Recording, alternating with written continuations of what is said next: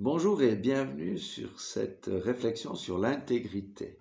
Je vais prendre un passage dans Genèse 17:1 où il est dit ceci, version Bible du Semeur. Quand Abraham fut âgé de 99 ans, 99 ans pour les Français, l'Éternel apparut à Abraham et lui dit, je suis le Dieu Tout-Puissant, mène ta vie sous mon regard et sois intègre.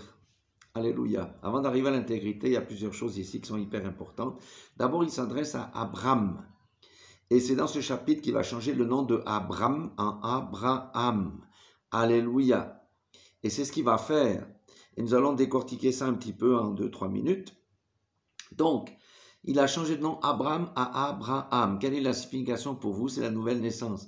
L'ancien Abraham n'était plus, c'est le nouvel Abraham qui va marcher en nouveauté de vie.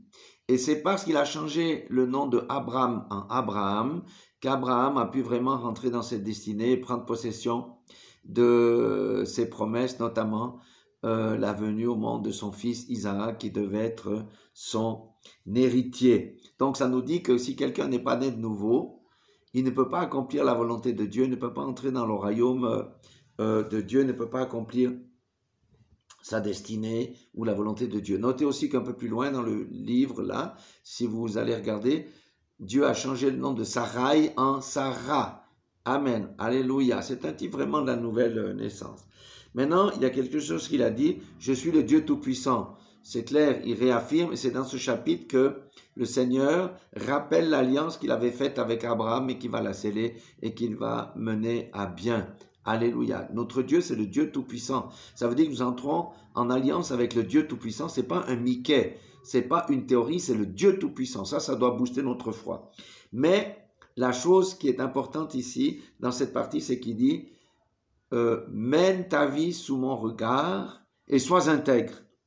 Alors, première des choses, ça dit quoi? Contrairement au monde moderne où on mène la vie sous le regard des hommes pour plaire aux hommes, le Seigneur dit mène ta vie sous mon regard. Alléluia. Donc, c'est plutôt plaire à Dieu qu'aux hommes. Mener la vie sous le regard de Dieu, ça veut dire quoi? Il n'y a pas de cachette, il n'y a pas de cachotterie, tout est exposé.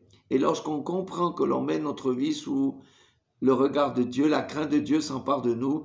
Et aussi, ça produit en nous le fruit de la crainte de Dieu. Et la crainte de Dieu, c'est le début de la sagesse. Et ça nous aide à obéir à la parole de Dieu. Mais ça, c'est une exigence qu'il donne à chacun de ses enfants, de ceux qui appartiennent au Seigneur. Menez votre vie sous mon regard. Ça veut dire pas de péché caché, pas de vie cachée. Véritablement, tout doit être exposé. Et c'est là que le Seigneur, lorsqu'on fait ça, il nous introduit dans notre destinée, il nous introduit dans nos bénédictions. Des fois, les bénédictions sont bloquées parce qu'on ne marche pas sous son regard. Ça veut dire en pleine lumière. Alléluia. Et il dit, sois intègre, sois sans défaut, sois sans tâche. Ça veut dire quoi? Sois intègre, ça veut dire, tu marches dans la justice, tu marches dans la droiture, tu marches dans la vérité, tu marches dans l'amour. Si quelqu'un marche avec le compromis, il est esclave du compromis, il n'est pas un homme libre et il ne marche pas dans l'intégrité. Si quelqu'un marche dans la pénombre, il ne marche pas dans l'intégrité parce que toutes ses œuvres ne sont pas justes devant Dieu. D'où, vous voyez, ça nous parle de quoi? Ça nous parle de la sanctification, de la repentance et de la sanctification. Alléluia. Donc, nous n'avons rien à craindre si nous marchons en pleine lumière, si nous marchons dans l'intégrité, nous aurons part aux bénédictions de Dieu, nos prières seront exaucées et nous serons des fils de la lumière et nous manifesterons la lumière qui est en nous. Quelqu'un qui n'est pas intègre ne peut pas manifester la lumière de Dieu. Voilà à ce propos que je voulais partager avec vous. Ça a été un peu long, mais c'est important, c'est des sujets qui sont très très importants. Soyez tous bénis dans le nom puissant de Jésus-Christ de Nazareth.